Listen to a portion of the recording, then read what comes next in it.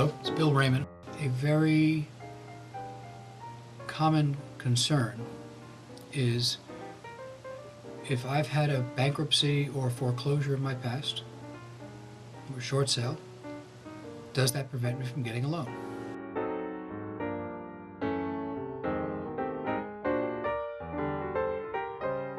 The answer has been changing over the years as the lenders and the government has changed its policies.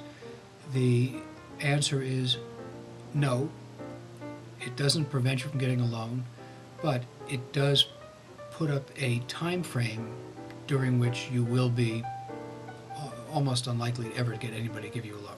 But you basically have 2 years after bankruptcy during that 2-year period you won't get a loan. The good news about a bankruptcy is even though it stays on your credit report and affects your score, for many people it actually opens the doors to more credit because your credit's now, whatever happened in the past is sort of frozen. I understand for most people, they file a bankruptcy, the next day they're getting credit card applications in the mail because you no longer have any debts. That often makes you a very good borrower. From a mortgage standpoint, though, you'd have to wait 2 years. Foreclosure, depending on how it's handled and how the bank writes it up in your credit report, same thing.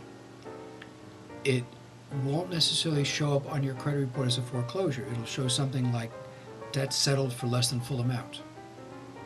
It'll have an impact on your credit score, but after a period of 2 to 3 years, you should be able to go back into the market and get a loan again.